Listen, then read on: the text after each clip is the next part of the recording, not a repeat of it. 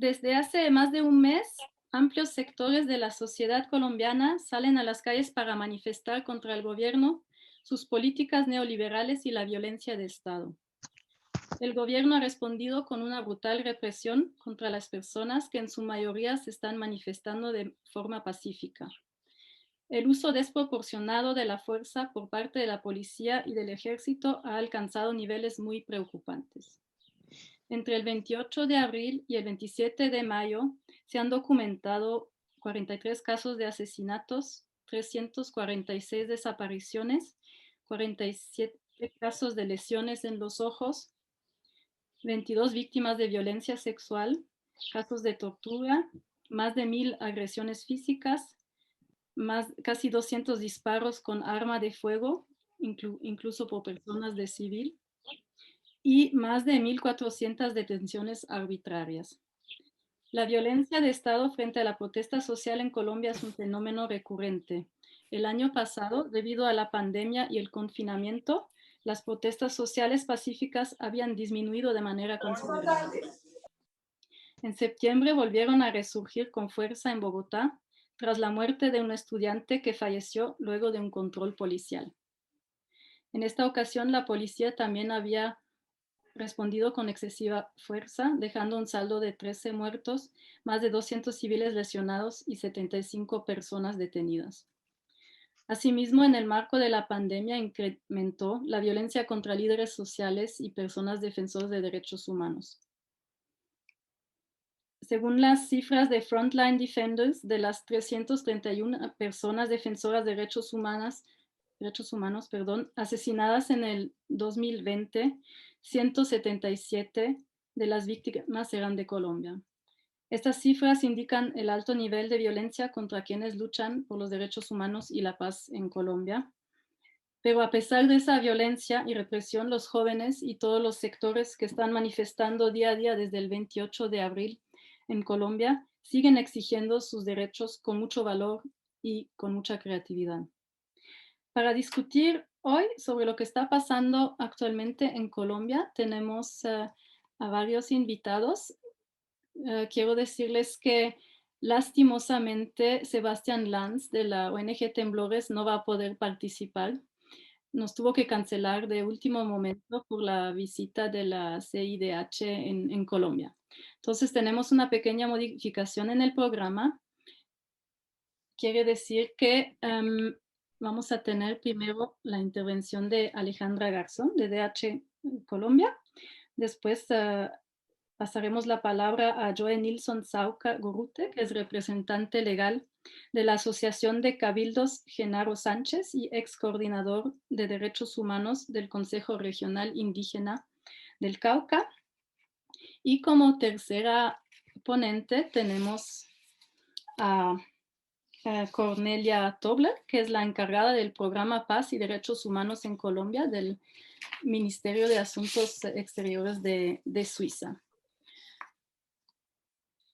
Entonces ahora en una primera parte voy a dejar la palabra a Alejandra y a Joe para que nos compartan sus análisis y sus experiencias desde su trabajo sobre las actuales protestas sociales, la violenta respuesta del Estado y las iniciativas de los movimientos sociales para que se verifiquen las violaciones a derechos humanos y para que se garantice el derecho a la protesta social.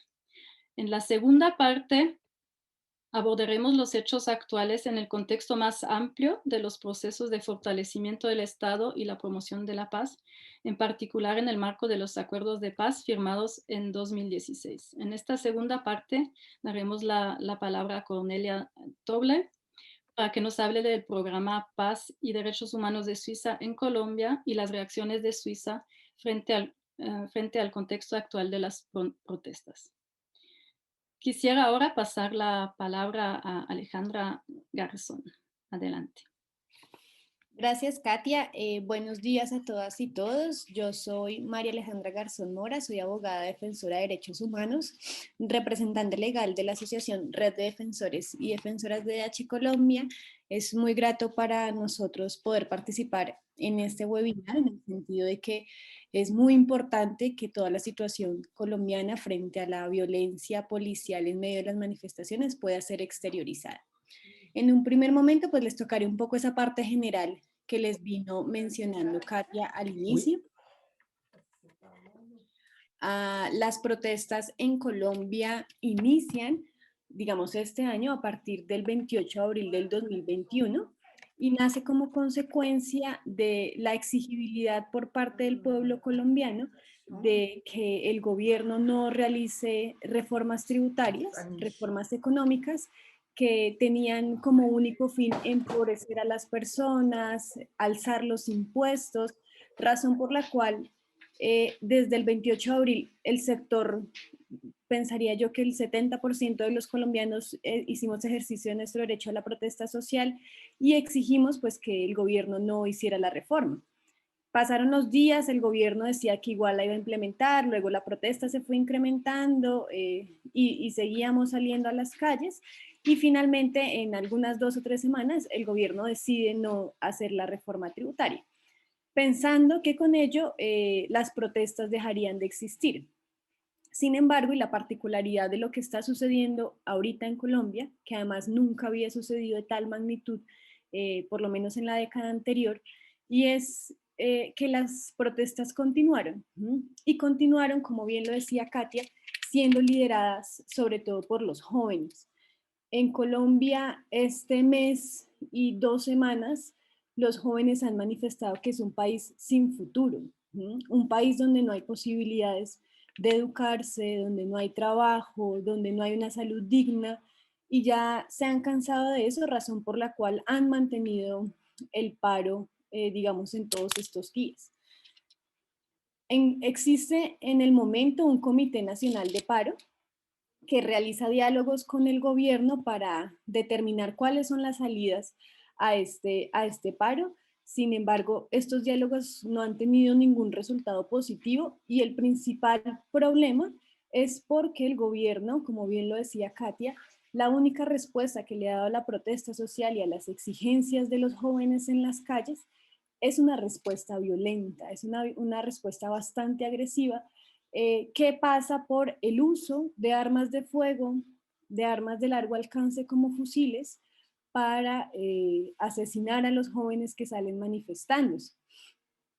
Razón por la cual yo hace una semana estuve en Cali, que es una de las ciudades más complejas ahorita en este momento, y los jóvenes nos decían, nosotros ya no tenemos nada que perder, ya no tenemos futuro, razón por la cual vamos a seguir resistiendo hasta que exista un cambio estructural. Y ese cambio estructural incluso pasa por el cambio del gobierno. Muchos ministros durante este tiempo pues, han renunciado al ministerio. Sin embargo, el gobierno pone a otras personas que podrían ser mucho peores que los antecesores. Entonces, un poco son las exigencias de los jóvenes. Y lo que sucede con ese comité de paro nacional, que normalmente tendría que representar a todas las personas que ejercemos nuestro derecho a la protesta, es que no representa a todos los sectores. Y no los representa porque en estas protestas se movilizan sobre todo jóvenes, indígenas, estudiantes, campesinos, que no logran tener un diálogo tranquilo con el comité del paro, en donde el comité realmente plasme las exigencias de los jóvenes. Y es que no, acá no se está exigiendo nada extraño, ¿sí? Acá estamos exigiendo educación, eso debería existir hace mucho en Colombia. Estamos exigiendo que cuando uno vaya a un hospital tenga las posibilidades de que lo atienda un médico. Las personas aquí se mueren porque no hay medicamentos, se mueren esperando un traslado de un hospital a otro. No hay condiciones dignas de trabajo. Muchos de los jóvenes que quisieran estudiar se encuentran precarizados laboralmente. No tienen un contrato fijo, les pagan menos del salario mínimo, que es menos que a lo mejor unos $500 tal vez. Situación que claramente precariza, pues, y que fundamenta un poco las manifestaciones dignas del pueblo colombiano. Es un poco en la generalidad de lo que está pasando hoy. Ahora, frente a esa violencia que les comentaba como elemento central de la protesta en Colombia, la Policía Nacional, el Escuadrón Móvil Antidisturbios, el ESMAD y el Ejército Nacional han dado o le han puesto un máximo de violencia y de acción en contra de los jóvenes que salen a protestarse socialmente. Algunas cifras se las compartía Katia al inicio de su intervención. Nosotros como DH Colombia hemos trabajado con la campaña Defender la Libertad es Asunto de Todas y Todos, y a través de la campaña tratamos de, en tiempo real, lograr sistematizar los casos de ejecuciones arbitrarias, desapariciones forzadas, violencia sexual o violencia de género, lesiones o agresiones a defensores de derechos humanos. Pero sin duda alguna lo que evidenciamos como DH Colombia en cada uno un poco de esos delitos que se cometen en medio de la protesta social por parte de la policía es que hay patrones de sistematicidad. Entonces voy a hablar como concreto, no voy a centrarme en las cifras, voy a hablar como concretamente de los patrones que se pueden presentar en cada uno de los hechos de violencia. Entonces, cuando hablamos de ejecuciones arbitrarias o homicidios en Colombia por parte de la Policía Nacional y en contra de las manifestaciones públicas, hablamos que en Colombia, uno, todo este mes y 2 semanas que ha pasado, la protesta social en Colombia no es reciente. La violencia policial en Colombia, uno, no es reciente. Lo decía Katia, el 9 de septiembre del año pasado, en Bogotá, Policía Armada asesinó a 13 jóvenes en medio de las protestas. No hay ninguna protesta social en Colombia en donde no hayan existido víctimas. O sea, dimensionemos la gravedad. Esto en Colombia no es nuevo. Sí es nuevo la magnitud de lo que ha sucedido en estos tiempos y que ha durado mucho tiempo, ¿sí? Pero bueno, ¿cuáles son esos elementos sí, elementos que han tenido pues todos los casos que se han presentado por ejecuciones arbitrarias u homicidios en medio de la protesta? Número uno, que si ustedes lo han podido observar, la Policía Nacional y el ESMAD está saliendo sin identificarse a las protestas sociales.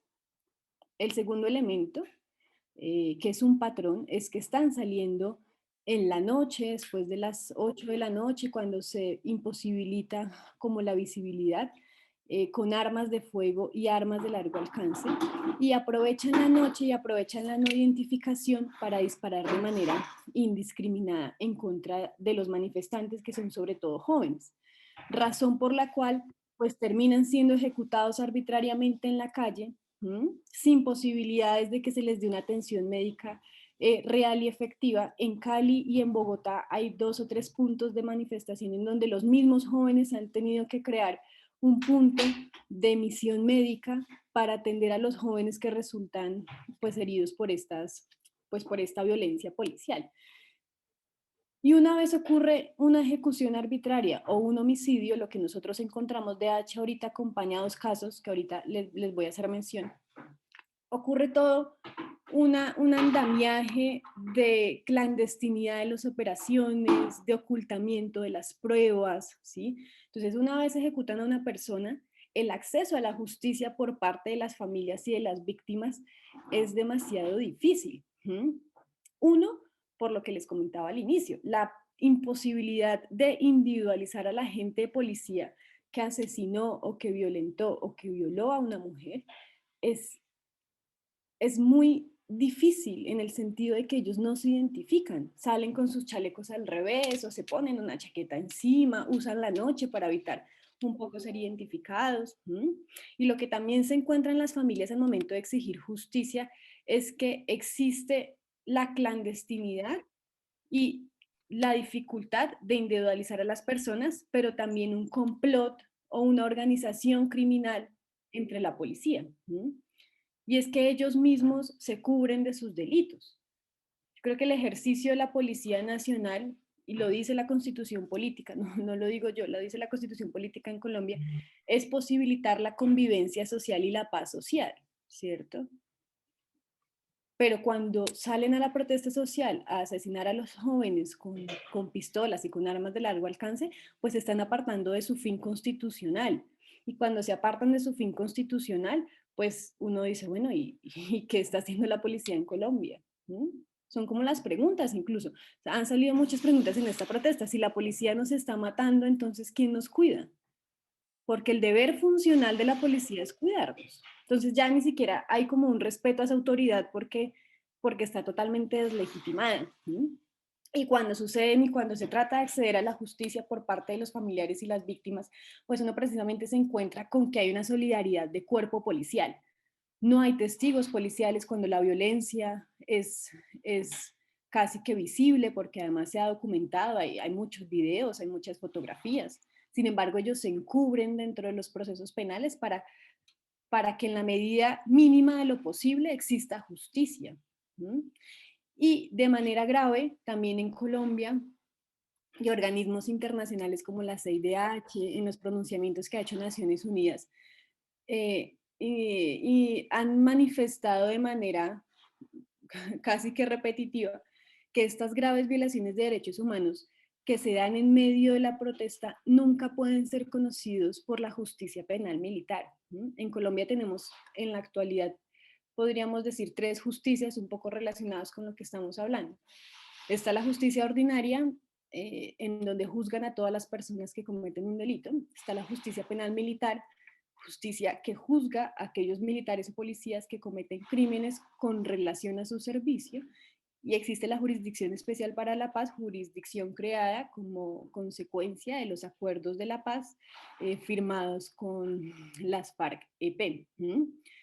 Frente a las primeras dos justicias hay un debate bastante grande, y es que la justicia penal militar es una justicia inoperante en Colombia, es una justicia que lleva los casos a la impunidad, es una justicia que no investiga y que al contrario de determinar la sanción o juzgar y sancionar al policía o militar responsable de un hecho, lo que hace es victimizar a los jóvenes o a las personas que resultan agredidas o asesinadas por el actuar de la policía.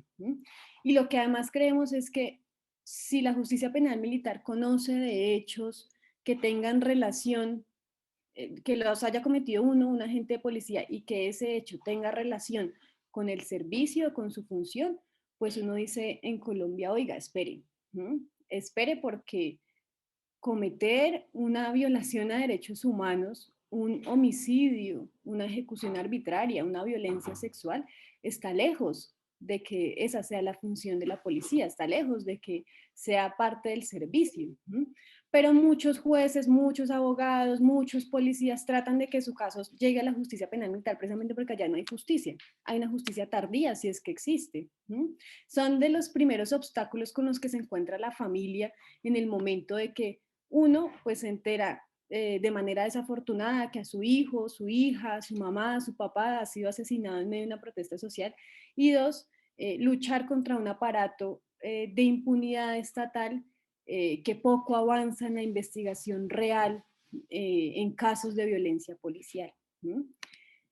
Y el otro tema es también precisamente que además de la gravedad, porque uno estando, y seguro ahorita el compañero del CRIC lo va a mencionar, uno estando en terreno, en territorio, con los jóvenes, estando en la noche, la zozobra y el miedo que se siente es indescriptible. Uno no sabe para dónde correr, uno no sabe con qué protegerse, porque la policía está usando armas de largo alcance que, que si te disparan, pues ahí dejaste tu vida, ¿no? Entonces también es muy complejo desde el rol, como lo decía Katia, acompañar, desde el rol de defensores de derechos humanos, acompañar las manifestaciones, porque uno, hay sin duda un estigma en contra de los defensores, que estamos liberando vándalos, porque aquí se nos trata de, en ese término, pues a los que ejercemos la protesta social, somos objeto de ciertas violencias, pero también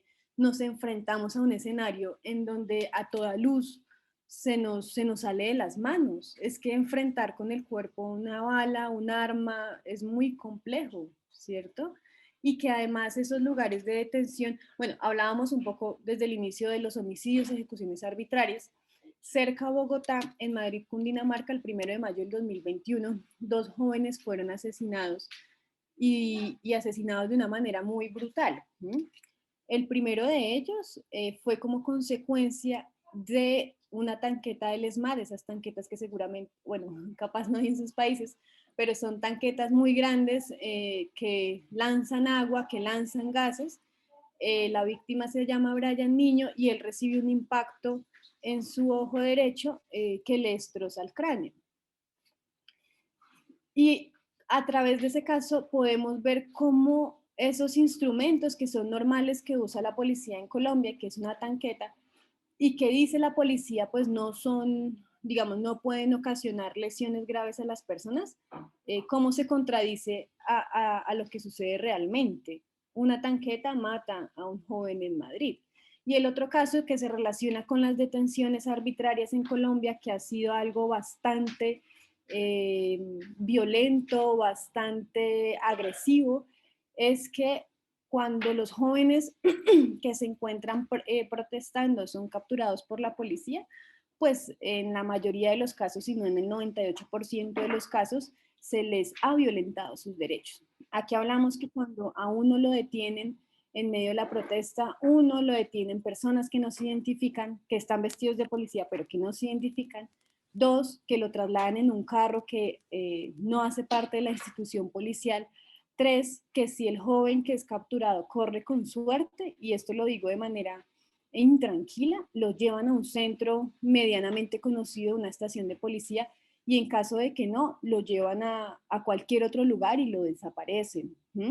Y en caso de que lo lleven pues a un centro de estación policía o una institución de Colombia, allí son objeto de tortura, de malos tratos, de tratos crueles e inhumanos.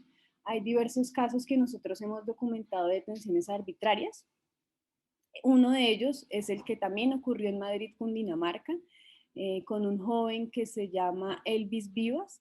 Elvis estaba saliendo ya a la protesta social, ya se estaba terminando un poco la intervención del SMAT, él estaba caminando por un andén y es detenido ilegalmente por la policía, lo golpea, amigos de él tratan de salvarlo, de dejar que la policía lo detenga, no lo logran, lo llevan a la estación mediante golpes, en la estación de policía lo siguen golpeando hasta que por la gravedad de las heridas lo tienen que llevar al hospital y 5 días después muere. Y muere precisamente por, médicamente muere por un fallo cardiorrespiratorio, pero es como consecuencia de los golpes que sufrió este joven en una estación de policía. Entonces miremos la dimensión que no solamente hay ejecutados o homicidios, sino que detrás de las personas que sobreviven un poco a esas ejecuciones en medio de las detenciones, en todo el camino de su detención, sufren pues tortura y tratos crueles e inhumanos que en algunos casos derivan la muerte. Esto nosotros lo hemos documentado pues junto con la campaña Defender la Libertad, Asunto de Todos, de manera como sistemática. Hay otros casos en donde a los jóvenes son trasladados a una estación de policía y les ponen bolsas en la cabeza, torturándolos porque no dejan mostrar su celular. La mayoría de detenciones los policías a uno le piden el celular para borrar todo, como todos los videos, todas las fotos que uno ha hecho frente a esa violencia policial que se presenta como en el marco de la protesta social. Y yo creo que para terminar, y seguro el compañero del CRIC me ayudará con esto, y es que se ha presentado en esta protesta social algo que no se veía en la ciudad hace mucho tiempo, y es el acompañamiento del paramilitarismo de la fuerza pública entendida como Policía Nacional, SMAT, Ejército Nacional, GOES, quienes están saliendo a las calles para supuestamente como proteger a la ciudadanía. No, lo que se está viendo es que la fuerza pública con aquiescencia, perdón, los paramilitares, que son las personas que en Colombia se autodenominan gente de bien y que están saliendo en Cali, pasó, el compañero del CRIC pues lo podrá aterrizar mucho mejor. Se vistieron de blanco, cogieron sus armas de fuego, personas de civil, gente de bien, entre comillas, y empezaron a disparar de manera indiscriminada en contra pues de los indígenas del Cauca que fueron a Cali a acompañar la movilización. Entonces vemos como en este estallido social colombiano la fuerza pública actúa de manera violenta, en contra de absolutamente cualquier protocolo que existe frente a la protesta social y que se está surgiendo, o no surgiendo porque en Colombia ya existía el paramilitarismo, pero sí de nuevo se está viendo cómo el fenómeno paramilitar actúa de la mano con la fuerza pública en escenarios de ciudad y en escenarios de protesta social. Entonces, yo creo que con eso dejaría mi intervención. Más bien, si hay algunas preguntitas que ustedes quieran hacer, sin duda alguna, pues estaré dispuesta a contestarlas y sí decirles que, de nuevo, reiterarles que este espacio es muy importante precisamente porque en Colombia, pues ya no aguantamos más tanta violencia, no aguantamos que cada día uno se entere que 5 o 6 jóvenes han muerto como consecuencia de la violencia de la policía. Y bueno, yo cerraría por ahí, Katia. Muchísimas gracias, Alejandra, por tu intervención.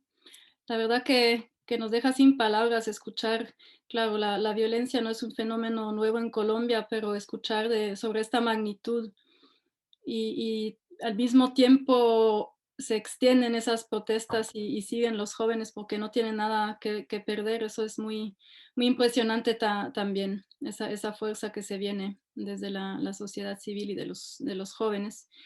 Quisiera ahora pasar la palabra a Joe para que nos comente desde su trabajo cómo han vivido estas protestas y la violencia de parte del Estado. Adelante, Joe.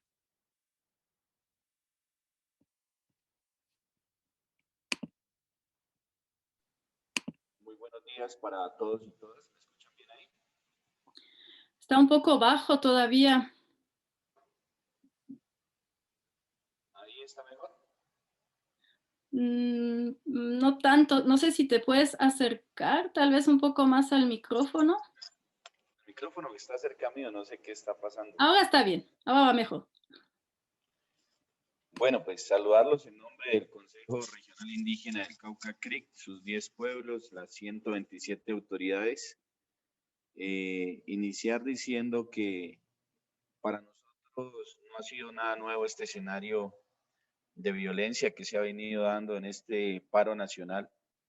Eh, las gestas históricas del suroccidente colombiano, y en especial del CRIC, eh, siempre se han dado alrededor de las movilizaciones, de las mingas. Y bueno, muchos se preguntan por qué tomamos la decisión de hacer parte de este paro nacional. Decir en principio que siempre nos ha preocupado la situación de Colombia, que nosotros a pesar de ser sujetos de derecho, también somos colombianos y creo que siempre hemos enviado unos análisis referente a estas políticas que son una sumatoria de muchas que han venido agudizando la situación del país. No se puede olvidar que la violencia y la guerra de 50 años siempre estuvo presente en lo rural. Por eso quizás esa visión del acuerdo de paz se pierde en un plebiscito porque los ciudadanos no en las ciudades, las grandes ciudades nunca entendieron que la paz nos debía recoger a todos, pero como nunca se había dado en las ciudades, pues eso indica de que perdimos una gran oportunidad de construir ese escenario de la paz que nos permitiera generar cambios estructurales en toda la sociedad.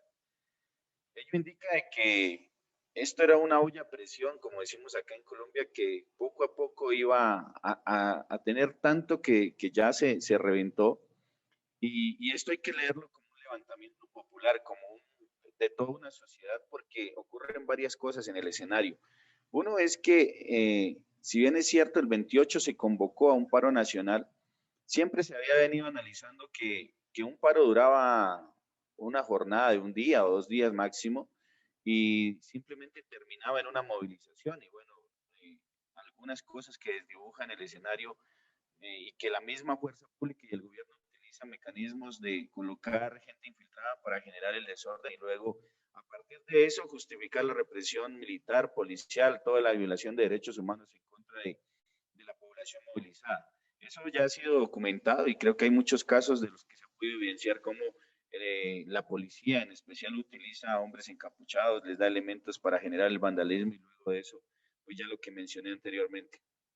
Eh, en principio, creo que el asunto, si vamos al asunto de violencia, ya lo decía la compañera, esto ha sido recurrente todo el tiempo en la movilización en Colombia. Aquí no ha desaparecido ese factor militar o sea, con la misma figura que se atiende o se ha enfrentado el conflicto armado en Colombia, es la misma figura que se utiliza para atender la movilización social. O sea, no tiene ningún cambio. Policías con fusiles, armas corto, largo alcance, fuera de eso le suman pues las armas, todo esto. Entonces vemos cómo se empieza a configurar un escenario donde hubo un gobierno que después de una pandemia, y aquí quiero entrar un poco en ello, ya venía un asunto de movilización creciente. 2017, nosotros como suroccidente, no solamente como indígenas, sino como campesinos, como afros, lanzamos la minga social y comunitaria por la defensa de la vida, el territorio, la paz, la justicia y la democracia. Tenía 5 pilares fundamentales porque ya veíamos una decadencia de la estructura y a qué modelo estaba apuntando el gobierno del presidente Iván Duque. Esa movilización creciente empezó a marcar una diferencia también con los jóvenes universitarios. En 2018-19, ya los paros convocados, de algún modo fue la juventud la que empezó a sostenerlos. Y venía en ese hecho creciente. 2019 hay una movilización en Bogotá. Nosotros decidimos salir con una chiva, eso fue en el mes de octubre y noviembre, no recuerdo ahorita bien, cuando los jóvenes les estaban dando muy duro en Bogotá, los jóvenes en Bogotá, y nos sentimos esa preocupación desde el Cauca y decidimos salir con uno. Yo era el coordinador en ese momento y le planteamos a la consejería, venga, necesitamos irle a dar ánimo y fuerza con la Guardia Indígena a los compañeros. Entonces salimos con una chiva, yo recuerdo que es algo que va a marcar siempre la historia porque cuando llegamos con esa chiva prácticamente revivió el aliento de la juventud en las calles de Bogotá y fue un encuentro. Ahí empieza a marcarse un encuentro histórico de lo que es hoy el campo y la ciudad. Esos dolores sufridos en las periferias de las grandes ciudades, donde han llegado desplazados, donde han llegado gente por falta de oportunidad en las políticas del campo y que trascienden a una ciudad pensando que allá van a conseguir una mejor vida, pues se encuentran todo lo contrario. Y vemos cómo esa conexión de esos dolores históricos, de esa violencia invisibilizada en las ciudades con las famosas fronteras invisibles, las bandas de juveniles en las periferias de las grandes ciudades, vemos cómo también las barras bravas del fútbol en Colombia, porque aquí la violencia ha llegado a una dimensión tan alta que los jóvenes se matan por un equipo de fútbol, el color de un equipo de fútbol. Entonces, vemos que todo ese asunto en ese aspecto llega, digamos, a lo que estamos hoy. Pero en la práctica, 2020, un año de pandemia donde el gobierno saca un decreto nacional diciendo que hola, donde el gobierno emite un decreto nacional donde dice que nadie se puede mover, pero mientras nos limitaba a salir de nuestras casas, de los territorios, el gobierno estaba legislando en contra del pueblo. El Senado de la República, la Cámara de Representantes aprobando proyectos de ley en contra del pueblo colombiano. Tomamos la decisión nuevamente como Minga de plantearle un debate al presidente Duque, un debate que nos quedó viendo en 2019 y que trascendemos en 2020, y rompimos ese esquema de que la pandemia nos iba a matar a los indígenas. Decidimos salir hacia Bogotá y rompimos ese decreto nacional y demostramos que gracias al conocimiento ancestral de la medicina propia, pues llegamos con más de 15,000 personas indígenas, campesinos, afros, otros sectores que se sumaron en ese ejercicio. Y le planteamos un debate nacional, nunca dio la cara en la plaza de Bolívar, pero le hicimos un juicio desde los pueblos indígenas y también desde las otras comunidades que se sumaron a ese escenario, un juicio público, un juicio político, en aras de un presidente y un gobierno que no quería, ha sido de puertas cerradas todo el tiempo. Ya en este ejercicio puntual, tiene que ver con un análisis de derechos humanos. Yo le pedí el favor a Jonas, que siempre nos ha colaborado, ha sido parte del gran equipo, y pues saludar de una vez a Comundo, que siempre ha sido nuestro aliado como CRI. Yo le pedí el favor a Jonas si podemos colocar una diapositiva muy breve frente al análisis, digamos, de lo que estamos haciendo. Entonces, este tipo de mecanismos que utilizábamos en derechos humanos, gracias a Jonas, lo hacíamos también con la violencia que se había generado en el Cauca. y lo mismo hicimos en este momento.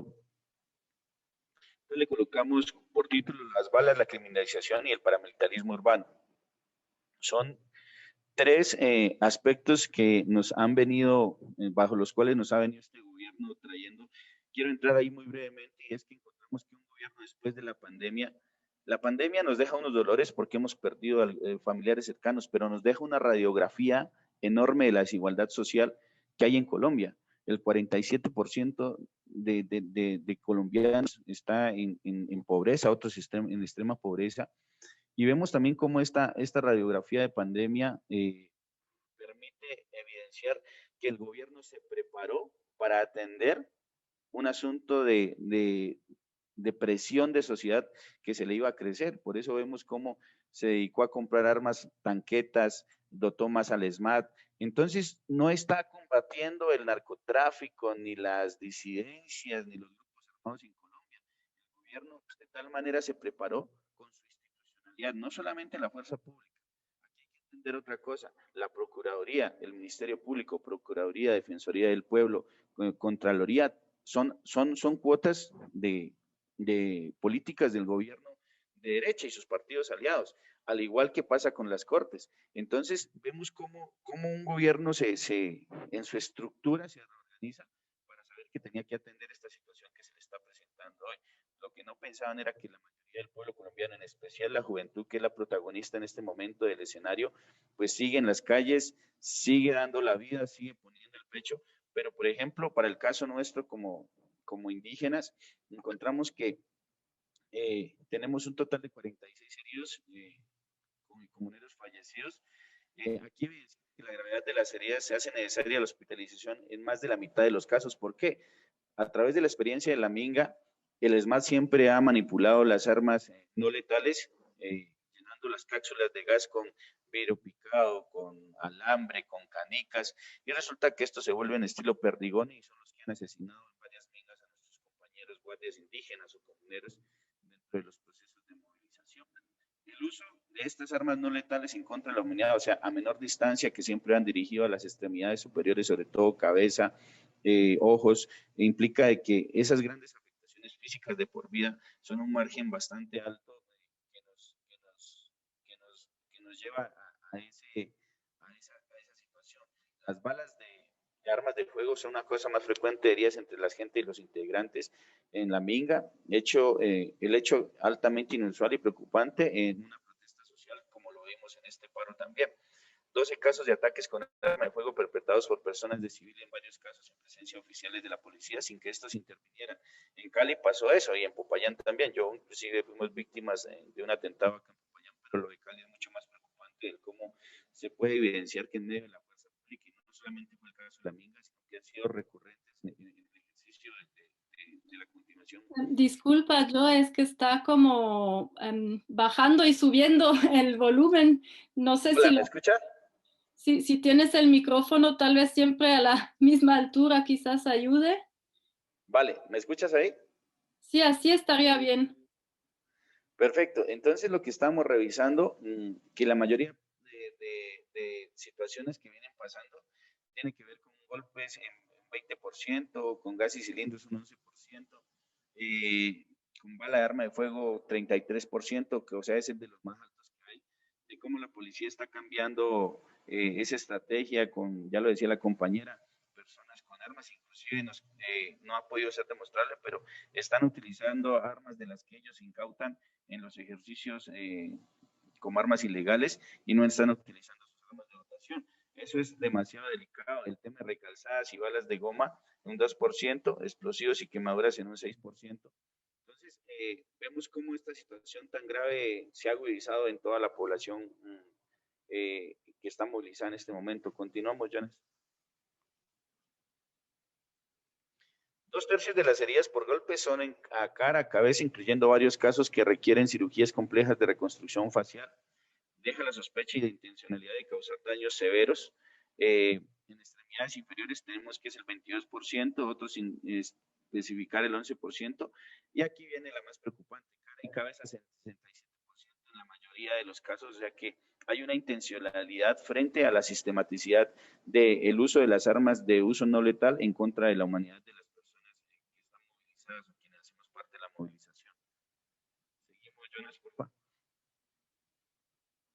Entonces, las afectaciones graves por gas y cilindros, en las afectaciones graves por gases y cilindros de gas, en solamente uno de 5 casos se trata de afectaciones a las vías respiratorias. La fuerza pública sigue utilizando la práctica de disparar al cuerpo con los lanzadores. Encontramos extremidades superiores 40%, extremidades inferiores 20%, vías respiratorias 20%, torso 20%, o sea que seguimos viendo que esa sistematicidad siempre va a ir a la connotación y que es intencional de la fuerza pública para prácticamente causar daños severos, lesiones físicas severas o inclusive la muerte. Hay que resaltar que en este paro, por ejemplo, el uso del medio de los gases ha provocado 2 muertes de niños menores de edad y una muerte que es la que tenemos hasta ahora en el resto de la población por asfixia en caso de un adulto mayor. Bueno, en las conclusiones encontramos ese nivel apabullante en la falta de respeto a la integridad física de los y las manifestantes por parte de las fuerzas del Estado, constituyendo una vulneración sistemática de los derechos humanos y derechos civiles. Aquí hay que decir algo y es que el gobierno en el asunto de la negociación, que es netamente lo que hemos exigido, que no es negociar el asunto estructural y temático que se coloca. Perdón, Joe, que te interrumpa, pero no se te escucha otra vez. De nuevo, está fallando el micrófono. ¿Ahí está bien? Ahí está bien. Bueno, les decía que en el tema de lo que hemos exigido, tocando este punto de garantías al gobierno, es el respeto a la vida, el tema de varios puntos que tienen que ver con los judicializados, las responsabilidades, el reconocimiento de la fuerza pública frente a las afectaciones, entendiendo que hemos encontrado que todavía hay personas desaparecidas, que ha habido desmembramiento de cuerpos de jóvenes manifestantes, que hay jóvenes calcinados, jóvenes que fueron apareciendo en el río Cauca muertos, en otros en los cañaduzales. Encontramos que el trato militar a la protesta social no es justificable en hechos aislados de vandalismo. También accede claramente lo necesario para salvaguardar el orden público, la integridad física de los oficiales de la fuerza pública. O sea que mayormente tienen justificación y los han blindado de tal manera que ellos sí pueden desbordar su fuerza en contra de la población, y ahí encontramos lo que decía la compañera, el tema de justicia penal militar es altamente un índice de impunidad frente a sus responsabilidades y agresiones y violación de derechos humanos a la población. Y además le sumamos los frecuentes intentos de estigmatización, criminalización de las protestas en general, que en su gran mayoría han sido pacíficas por parte de los representantes del gobierno, sectores cercanos a él, así como el surgimiento del paramilitarismo urbano. El panorama se vuelve aún más preocupante. Concluyo diciendo que de esta manera encontramos cómo el gobierno también ha encontrado otro tipo de mecanismos que ya deberían estar por fuera del margen de su lenguaje, como es la xenofobia, la estigmatización, la discriminación. Nosotros vivimos ese escenario en Cali, no solamente por el gobierno local, sino el gobierno nacional, en cabeza del mismo presidente, la continuidad de preocupaciones y exigencias que se han venido expresando desde hace años. Ahí encontramos las normatividades, tratados de libre comercio, la diferencia en los sistemas de salud, de educación, desigualdad masiva y creciente y el tema de la reforma rural integral que nos cobija a todos los colombianos. Las demandas estructurales, revisar el modelo de país y de gobierno, que eso tiene que ver con la estructuración de la fuerza pública, la reducción del Congreso de la República, la disminución de los altos salarios a los altos funcionarios de gobierno, más o menos es, digamos, en dirección de lo que se ha venido trabajando. Despertar la politización de sectores que anteriormente no estuvieron involucrados en protestas ha sido un margen de esa politización desbordada, por eso hablamos de levantamiento popular de la juventud, pero de otros sectores de la sociedad que antes no eran tan visibles y que hoy han salido a las calles también a protestar. La responsabilidad con la democracia versus las políticas de miedo y de desprecio, que es el margen de lo que hemos querido hablar del pacto por un nuevo país, que implica esa revisión de esa responsabilidad democrática de las políticas y el aumento exponencial de todos los indicadores de violencia desde el cambio de gobierno de 2018, sin desconocer los que se habían presentado en los anteriores gobiernos, desde Uribe, desde el presidente Santos, y pues que hoy ya prácticamente dejan una radiografía clara de este gobierno que ha venido de algún modo reprimiendo militarmente. No es ni siquiera un control de una protesta, es una represión militar completamente desfasada en todos sus niveles. Eso es lo que nosotros podemos colocar en el escenario. Muchas gracias. Muchísimas gracias, Joe, por tu contribución. Tuvimos un poco de problema a veces con el sonido, pero sí pudimos seguir también con la presentación por escrito. Pues yo quisiera ahora abrir el espacio para preguntas que tuvieran para Joe o para Alejandra. Pueden tomar la palabra simplemente.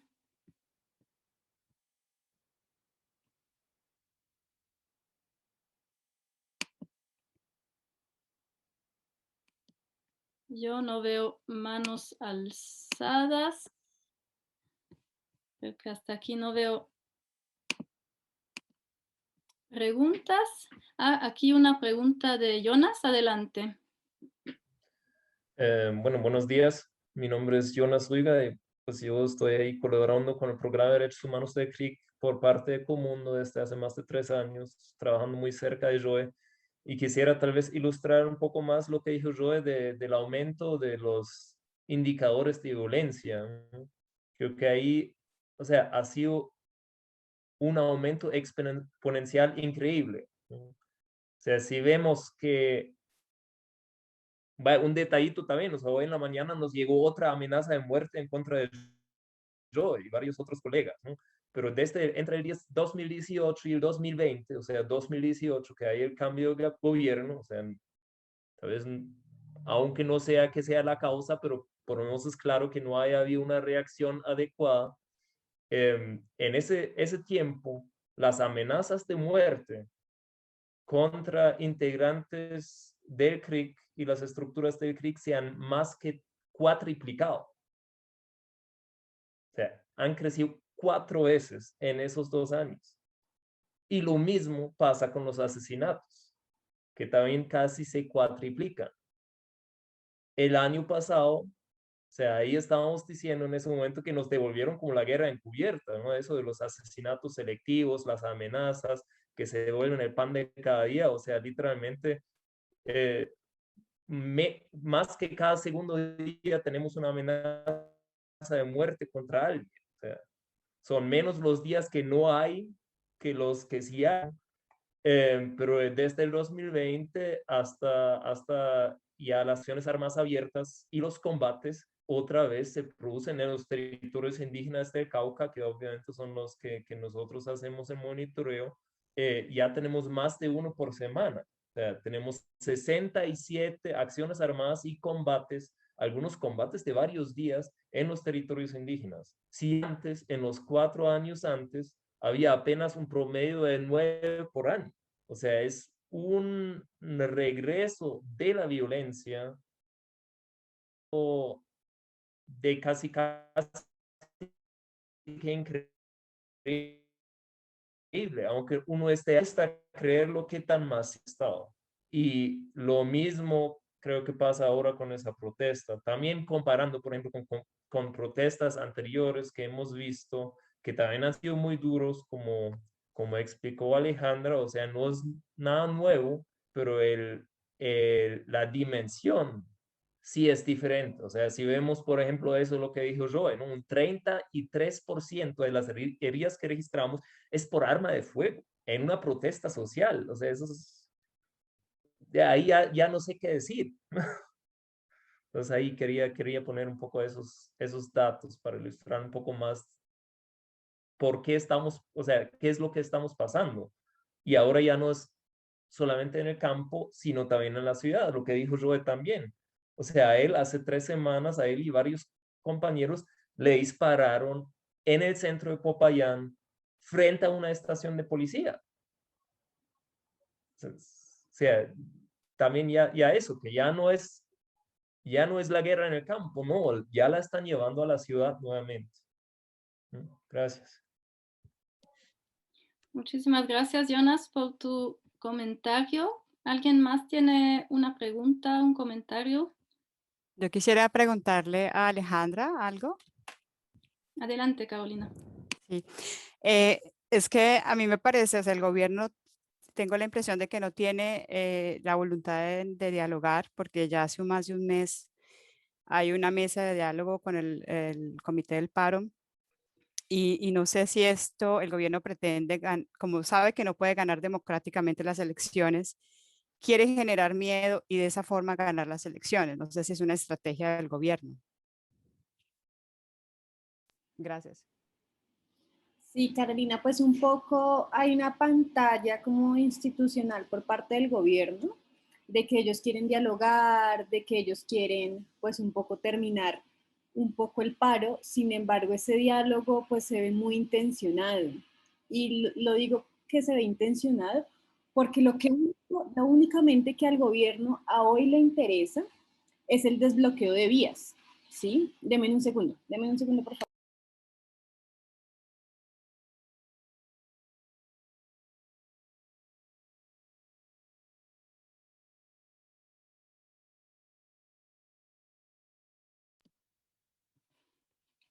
Se nos fue Alejandra.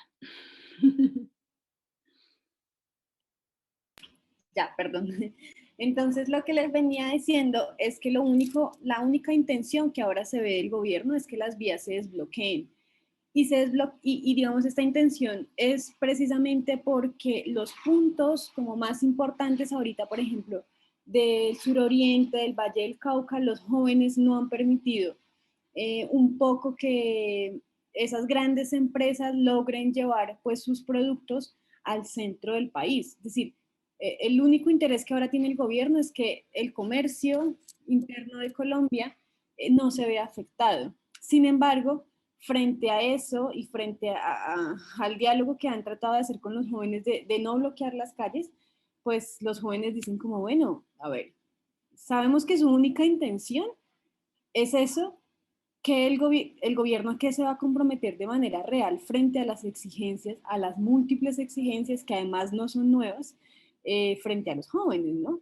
Entonces es un poco lo que el análisis que nosotros hemos hecho es que el gobierno no le interesa absolutamente nada, bien tú lo dices, frente a la garantía real de la vida, de la salud, de la educación, de la vida digna, de una ruralidad tranquila, como lo decía Johan, el compañero del CRIC, sino que le interesa un poco sostener ese sistema económico violento en Colombia. Uno de los puntos que ahora es afectado violentamente por la fuerza pública es el puente del comercio en Cali, y es precisamente porque alguna de estas vías, incluso también Buga, por estas vías tiene que transitar obligatoriamente lo que sale del puerto de Buenaventura, uno de los puertos tal vez más importantes incluso de Latinoamérica, pero el más importante de Colombia. Un puerto de Buenaventura que se ubica en Buenaventura. Buenaventura es una de las ciudades más pobres de Colombia. Por ahí entran las mayores riquezas al territorio colombiano. Sin embargo, la gente de allá vive en casas de madera, vive en condiciones de extrema pobreza, y digamos que hay un cansancio y una indignación por esos factores. El elemento violencia frente a la protesta, lo que te decíamos un poco con Johan, no es nuevo, ¿sí? Realmente la violencia policial en medio de las manifestaciones públicas no es nuevo. Que se ha presentado esta magnitud durante este paro, y que jamás en la historia había sucedido así, que la violencia un poco, lo decía también el compañero del CRIC, se está viendo en lo urbano. Creemos también que es un elemento electoral, pero un elemento que no juega precisamente a que tenemos el poder, que podemos generar terror si ustedes nos ganan por la vía democrática, no. Yo creo que el sentido que ellos les están dando es, miren cómo los jóvenes no permiten, lo que les decía, que el comercio llegue a la ciudad. Mire usted, vecino, vecina, cómo se ve afectado por estos paros. Miren ustedes cómo se vandalizan las estaciones de transporte. Entonces, un poco es ese diálogo, ese debate que existe frente a Colombia. ¿Usted quiere ver el país como se lo está proponiendo los jóvenes, entre comillas? Quemado, con paros, además porque aquí existen pues, los medios de comunicación que son bastante criminalizadores de la protesta social y que le juegan aún el statu quo. Todo lo que se comunica en medios de comunicación bueno, no oficiales, sino los que más tienen propaganda a nivel Colombia, que son Caracol y RCN, pues le juegan a lo que quiere el Estado. Entonces aquí lo que se comunica precisamente es: los jóvenes están lanzando piedras, los jóvenes quemaron una estación de policía, los jóvenes no dejan pasar el comercio, pero nunca comunican que la policía está usando armas de fuego de corto y largo alcance, que se están encubriendo, que hay agentes paramilitares en las ciudades. Entonces, un poco, yo creo que lo que se busca es generar claro, no pueden ocultar la violencia policial porque ya es muy difícil, es demasiado pública y viral, pero sí buscan como generar esa imagen de que esa alternativa que muestran los jóvenes en la protesta no puede ser la alternativa para Colombia. No puede haber un país, aun cuando esté lleno de pobreza, no puede haber un país en donde los violentos, entre comillas, se tomen el poder.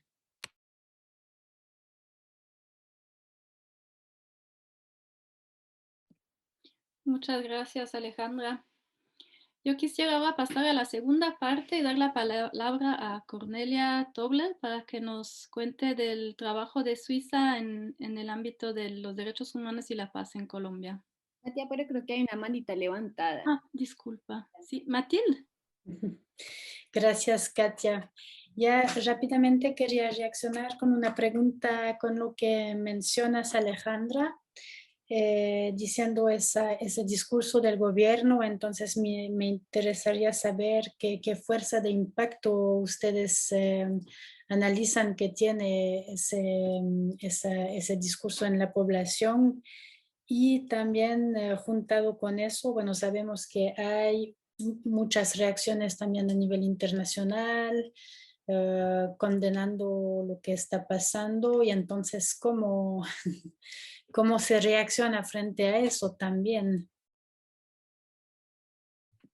Sí, pues yo creo que lo que les decía, la violencia policial y militar en medio de esta protesta ha sido de tal magnitud que ha sido difícil por parte del gobierno esconderla, razón por la cual pues muchos organismos internacionales, Naciones Unidas, la CIDH, pues han hecho pronunciamientos, y no, pues es gratis que la CIDH venga esta semana a Cali, a Bogotá, precisamente para dialogar frente a las graves violaciones de derechos humanos que suceden en Colombia.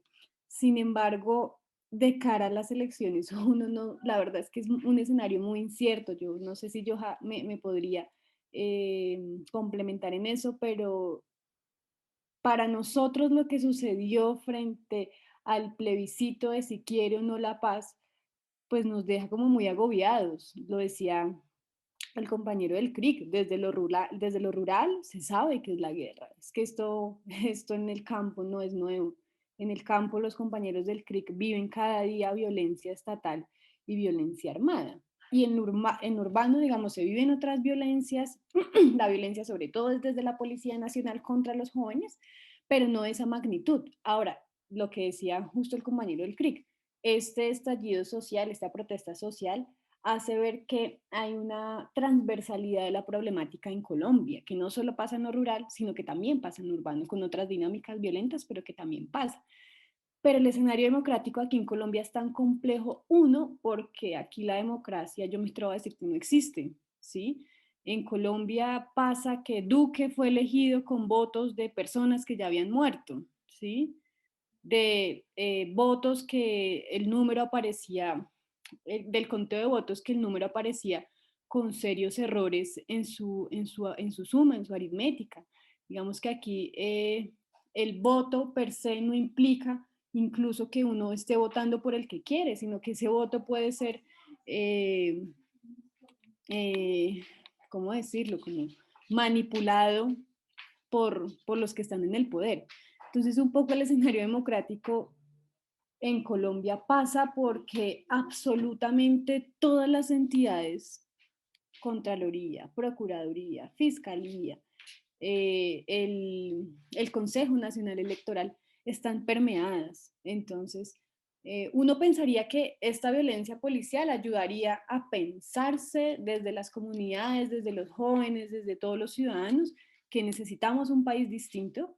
Sin embargo, en lo electoral es bien complejo porque hay una corrupción absoluta porque las posibilidades mediáticas que tiene el gobierno para escandalizar absolutamente todo, aquí hay como diferentes memes, Colombia somos el país de los memes, y entonces el gobierno le echa la culpa a Petro, que es el candidato de la izquierda, digamos, o le echa incluso la culpa de estas protestas al presidente de Venezuela, o incluso también dijo que Rusia tenía que ver con las protestas de Colombia. O sea, hasta miren la magnitud de cómo construye como esa política violenta, criminal el Estado para estigmatizar absolutamente todo. Y también, pues está el otro lado, y un poco lo decía el compañero del CRIC, en Colombia seguimos en conflicto armado. O sea, esto del acuerdo de paz está siendo incumplido por el gobierno, uno, y dos, hay diferentes actores armados que una vez las FARC firma pues este acuerdo de paz, se reestructuran, se reorganizan y ejercen control territorial, militar y económico en diferentes zonas de Colombia. Entonces, estamos ante un país en donde si se sale a protestar, pues el gobierno te tacha como guerrillero, como insurgente, como que haces parte de una célula armada, y a partir de eso pues entra la lógica en contra de los que salimos a protestar, y de nuevo esa pantalla de ustedes colombianos quieren a esos vándalos, a esos guerrilleros que gobiernen pues Colombia. Entonces un poco espero haber respondido tu preguntita. Muchas gracias, Alejandra. Propongo que pasemos ahora a la intervención de Cornelia. Adelante, Cornelia. Bueno, muchísimas gracias y buenos días a todos y a todas. Gracias también por la invitación a ese espacio y también quisiera agradecer pues las presentaciones anteriores, pues fueron mencionados puntos muy importantes. Muchas gracias. Pues de mi parte hablaré un poquito más de un punto de vista de un Estado, de la comunidad internacional, más específica de Suiza. Como Katia mencionó al inicio, trabajo en el Ministerio de Relaciones Exteriores de Suiza, en donde soy encargada del programa para la paz y los derechos humanos en Colombia. Hablaré primero, pues, un poquito de la reacción de Suiza al contexto actual de las protestas y después compartiré también algunas reflexiones sobre cómo analizamos la situación actual en relación con el proceso de paz, así también como la manera en que Suiza apoya la promoción de una paz duradera en Colombia. Pues ante todo Suiza y también pues varios otros países de la comunidad internacional y organismos de la ONU se han mostrado pues muy preocupados por la violencia y el alto número de muertos y heridos en el marco de las protestas. Hemos resaltado que la libertad de reunión pacífica pues es un derecho humano universal que debe ser garantizado por todos los estados. Asimismo, pues existe un marco legal internacional que se aplica a las manifestaciones. Pues entre otros, incluye específicamente pues, que las autoridades deben garantizar que no haya un uso excesivo de la fuerza por parte de las fuerzas de seguridad. Como estas pues, son normas internacionales, aunque hacen parte del derecho internacional, la comunidad internacional, ante todo pues, organismos de las Naciones Unidas como la Oficina de Derechos Humanos, pero también los otros estados, jugamos un papel en recordar ese marco y pues también las obligaciones que tienen todos los estados en momentos como estos. Más allá del respecto de los derechos humanos, pues en momentos de crisis como esta, la actual, es muy importante que haya diálogo. Primero, ante todo, pues como medida urgente, pues para desescalar las tensiones y romper con ese ciclo de violencia que se ha podido observar cuando se responde a violencia, pues con más violencia. Eso es como medida urgente. Y segundo, con el fin de que se encuentren juntos pues soluciones más duraderas, que consideran también las causas de las protestas.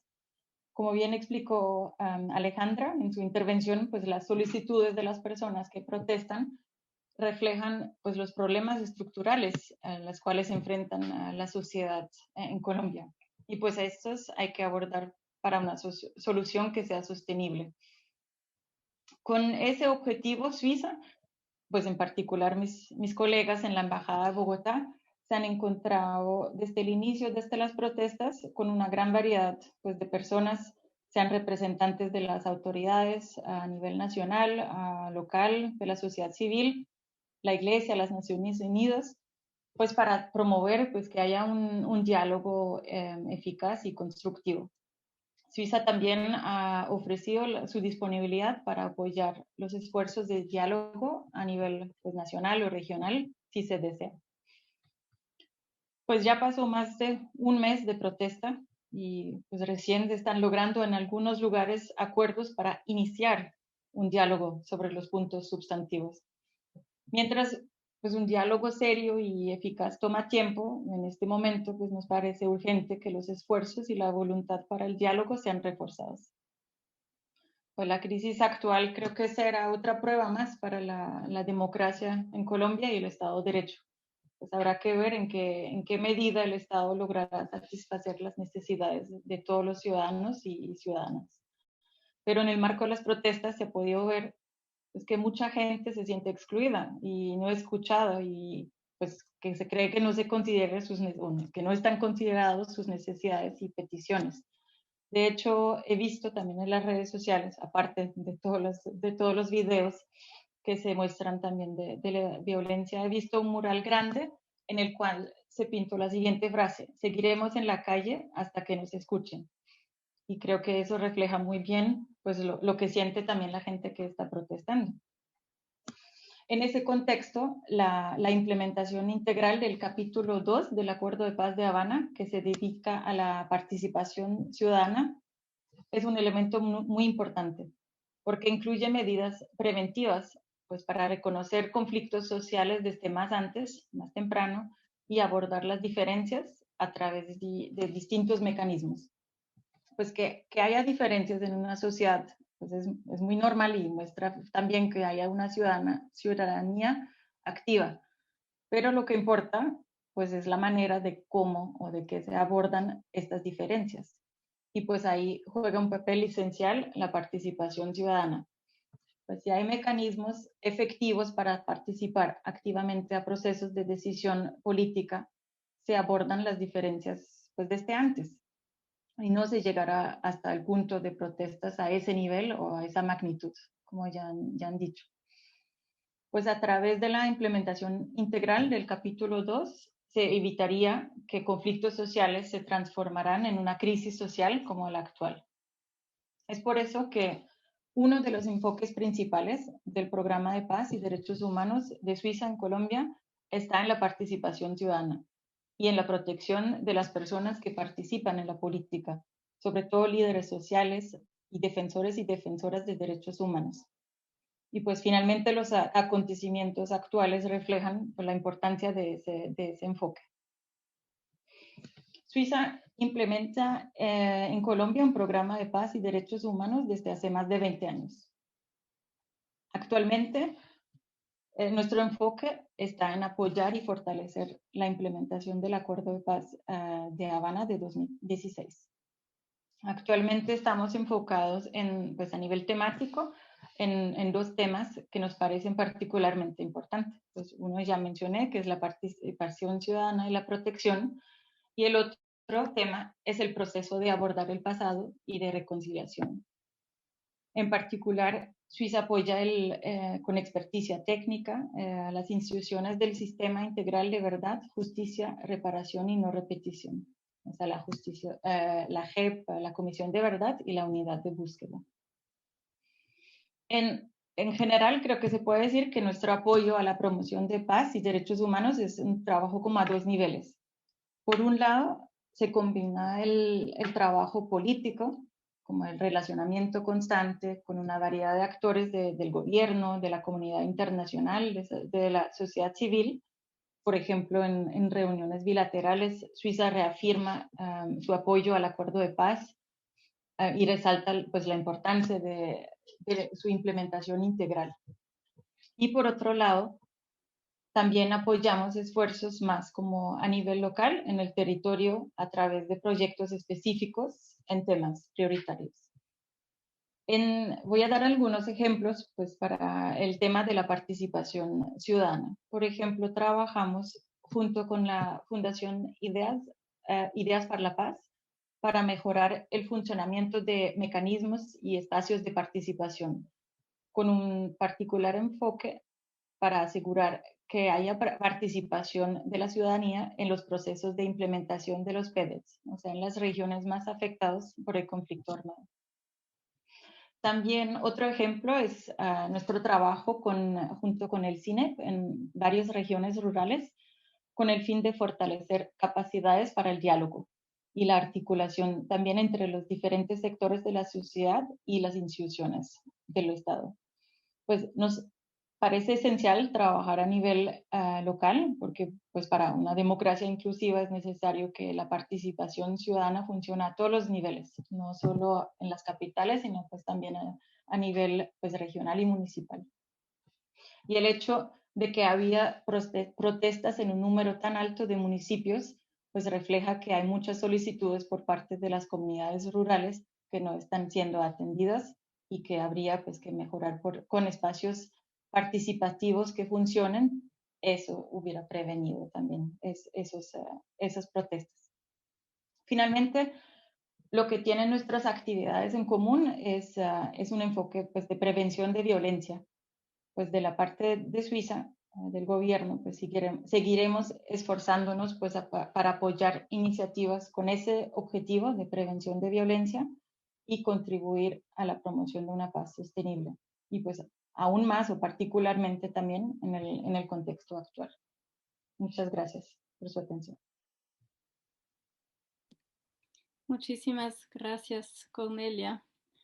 Vemos que es muy central promover ese diálogo.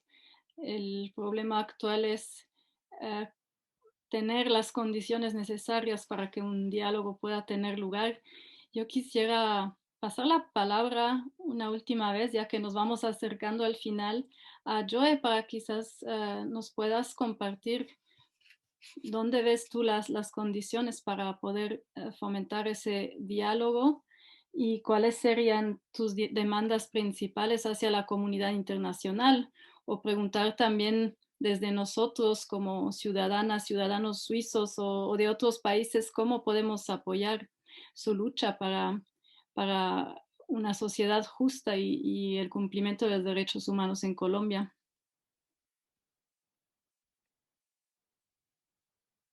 ¿Me escuchas, Joe?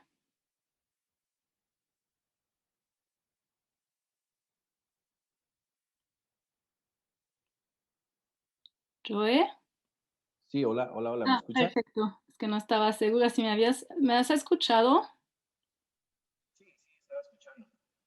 Creo que pues, tenemos tristes noticias con nuestros compañeros que fueron atentados en Santander de Quilichao, la compañera Beatriz Cano,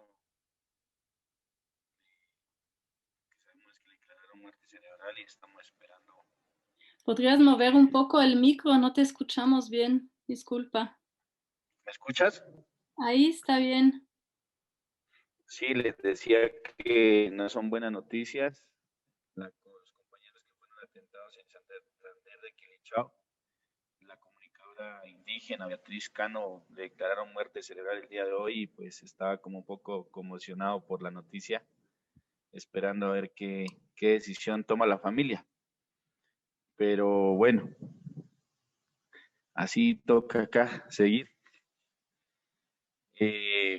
No, yo creo que nosotros hemos dejado en el escenario como suroccidente, en las organizaciones sociales, es la invitación a la construcción de ese pacto por un nuevo país, que tenga 6 ejes fundamentales: actores partícipes, el contexto, el propósitos y principios, temas, rutas y metodología. Y yo creo que el evento que hicimos hace unos días internacional implica revisar un asunto de garantías con la comunidad internacional para que ese derecho a la protesta social, ese derecho a la expresión, a la libre reunión, no se corte para poder construir este pacto con toda la sociedad colombiana. Ya lo decía la compañera Alejandra hace un rato, creo que los hilos de esto no lo maneja un comité, debe ser manejado por el pueblo y debe ser el pueblo el que debe construirlo en aras de que cada uno se vea representado en una democracia participativa e incluyente, una democracia que permita revisar no solamente el modelo de gobierno, sino cómo queremos cada modelo en salud, en educación, cómo queremos la economía, cómo queremos la justicia en Colombia, que sea una justicia que realmente no sea como la actual, que solamente sanciona y que está llena de colombianos en las cárceles, sino que sea una justicia preventiva, una justicia que realmente genere cambios dentro de la misma sociedad, y eso es parte del ejercicio de la construcción de la misma paz. Entonces, las garantías que solicitamos son en ese sentido, de hacer una veeduría internacional y que se nos acompañe en este proceso nacional para que eso nos permita juntarnos, hacer una juntanza, decimos nosotros, entre colombianos y colombianas, para construir ese modelo que queremos hacer como país. Creo que ahí está, se ha propuesto un pacto fiscal en desarrollo económico y social independiente, se ha propuesto derecho a la salud y un sistema de salud construido desde el pueblo colombiano, fortalecimiento de la democracia e implementación plena de la Constitución del 91, la implementación plena de los acuerdos de paz, garantías para la protesta social y reestructuración de la fuerza pública, el derecho a la educación y acceso equitativo al conocimiento, el relevo generacional. Tenemos un país donde las élites políticas de todos sentidos se han ido quedando por mucho tiempo y esa oxigenación no se ha podido dar, y por eso los jóvenes también apuntan a ese camino. Y hemos apuntado a ejercicios que nos permitan hacer esa real reestructuración y un análisis profundo de cambio entre toda la sociedad colombiana. Por eso creemos que las garantías las encontramos afuera, con la Corte Interamericana, con la Corte Penal Internacional, con ustedes como y que apoyan algunos procesos de la sociedad civil en Colombia, pero también decíamos cómo revisar lo mismo que hace la Unión Europea, al igual que Estados Unidos, de que dotan o le dan recursos a Colombia para dotar la fuerza pública, sabiendo que está violando los derechos humanos, e inclusive, ¿por qué no hablar del derecho internacional humanitario? Porque hay un nivel de desproporcionalidad referente al tratamiento militar a una sociedad civil, y pues es lo que queríamos como también plantear en este escenario, entendiendo de que hay varios representantes y pues poder ser escuchados en esa dimensión, sobre todo en las garantías que requerimos para hacer este desarrollo, porque lo que se va a venir después de esto va a haber es una persecución no solamente judicial, no solamente institucional, sino un paramilitarismo civil desbordado, que vemos que el gobierno lo está dejando coger fuerza y que de algún modo está justificando que el escenario de violencia se pueda dar. Finalmente, muy pendientes de la transición de gobierno que se viene con este levantamiento, uno podría creer que la violencia política y social que se va a venir va a ser muy fuerte en contra de quienes estamos del lado de la alternatividad. No hablamos de izquierda o derecha, sino realmente de una alternatividad diferente que permita construir una sociedad como colombianos y colombianas. Eso quería dejar en mención porque es lo que uno puede ver venir después de todo este escenario de paro que se sigue andando en las calles. Muchas gracias. Muchas gracias, Joe. Quisiera también tomar la palabra a Alejandra y después pasamos todavía a una pregunta que hubo en el chat para Cornelia. Sí, pues un poco a tu pregunta, Katia, y yo hago énfasis en lo que justo dijo el compañero del CRIC, y es todos aquellos países que apoyen a Colombia en la compra de armamento, en la compra de dotaciones o artefactos para los carros móviles antidisturbios, contribuyen de alguna manera a esa arbitrariedad y a esa violencia que ha desatado pues, la fuerza pública en Colombia. De manera lamentable, en Colombia o el gobierno colombiano invierte mucho más dinero a la compra de armas, a la compra de gases lacrimógenos, a la compra de helicópteros. Incluso hace poco el presidente está estrenando, en media crisis social, estrenó un helicóptero para transportarse a Colombia, incluso ni siquiera va a regiones, entonces no sabemos para qué lo usa, pero lo compró. Entonces creo que es una de las principales solicitudes que nosotros hemos tratado de hacer en medio de las reuniones también que se han hecho con embajadas, es el descalamiento de la violencia en Colombia, parte necesariamente porque se deje de financiar la guerra. y financiar la guerra es no solo esa guerra rural, sino también la que estamos viviendo ahorita y es la urbana. Y como segunda solicitud, y también que es muy importante también para nosotros poder tener estas conversaciones pues con embajadas, contigo Cornelia, porque creemos que desde a partir de hacer un blindaje internacional de todo lo que está sucediendo en Colombia y que como instancias internacionales ustedes se puedan asentar a dialogar con el gobierno, ejerce presión, algún tipo de presión para que la violencia disminuya y para abrir al diálogo. Yo creo que todos los sectores sociales y todos los jóvenes que hoy se encuentran protestando tienen la intención de dialogar, ¿sí? Pero pues también sabemos que la mayoría de pactos o incluso de decretos o leyes que se crean en Colombia pues nunca se cumplen. ¿Sí? Entonces también es como revisemos, listo, hagamos un diálogo, lleguemos a acuerdos, pero también cuál va a ser ese tipo de seguimiento a los acuerdos que pueden llegar a existir frente al paro. Entonces yo creo que ese seguimiento también las embajadas podrían jugar un papel bastante importante en cuanto a si se llega, ojalá para que desescale la violencia, a un acuerdo en donde el gobierno pues diga, me comprometo a esto, a esto y a esto con los jóvenes, voy a bueno, no sé, no se me ocurren ahora cosas, pero que sí exista un seguimiento real por parte de entidades internacionales del cumplimiento de lo que pueda surgir en el marco de este paro.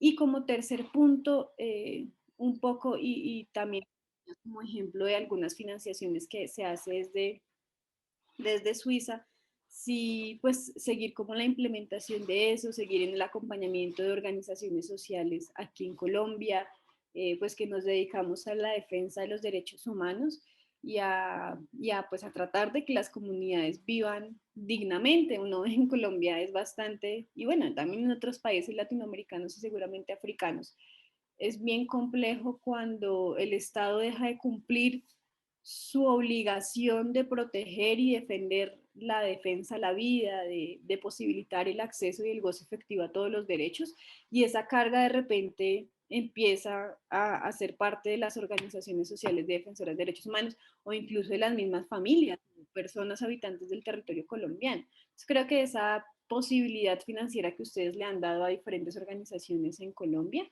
ha sido determinante en la construcción de una sociedad justa, pues desde lo que uno puede hacer y es trabajar con los campesinos, con los indígenas, con los jóvenes.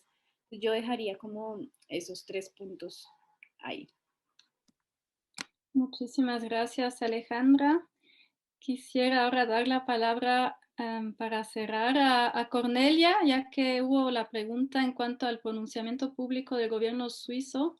En el caso de las protestas, así te dejo responder a la pregunta. Bueno, muchísimas gracias también por la pregunta. Puedo decir que Suiza sí, pues sí se ha posicionado o tomado posicionamiento público. Puedo ahorita compartir también el link. Fue un posicionamiento en los primeros días por Twitter, en la cual pues Suiza mostró la preocupación que tiene a las protestas y a la violencia y reiteró que la protesta pacífica es un derecho humano y también recordamos la obligación de respetar los derechos humanos. Y llamamos al diálogo. Vi que había una segunda pregunta en cuanto a los acuerdos de libre comercio. Pues en mi posición no podré dar una respuesta oficial, pero pues claro, en todas las situaciones se analiza pues cuál podría ser el mejor instrumento para llegar a un objetivo. En ese momento yo no creo que para Suiza también tendría un interés de retirarse el acuerdo libre comercio con Colombia, pero pues obviamente siempre se analiza los diferentes instrumentos. Sí. Bueno, muchas gracias. Muchas gracias, Cornelia. Ya llegamos al final por la hora de este webinar. Quisiera agradecer muchísimo su participación, Alejandra, Cornelia y Joe. Fue muy valioso tenerlos aquí y poder compartir en ese espacio en estos tiempos tan difíciles en Colombia, que estamos siguiendo desde acá, desde nuestras organizaciones, también con muchísima preocupación y bueno, que sepan que seguimos muy pendientes y acompañamos en lo que podamos en Colombia y desde aquí lo que está pasando para que haya un cambio significativo, ojalá pronto, para la sociedad colombiana. Muchísimas gracias y entonces si quieren seguir informados pueden también inscribirse para nuestros boletines. Quiero agradecer también a las dos intérpretes que hicieron seguramente un grandísimo trabajo, a Pamela y Manon, y también a las organizaciones que ayudaron para realizar ese webinar, y a Comundo y a ESCA y todas las personas voluntarias que están detrás. Muchísimas gracias y muy feliz día o feliz tarde.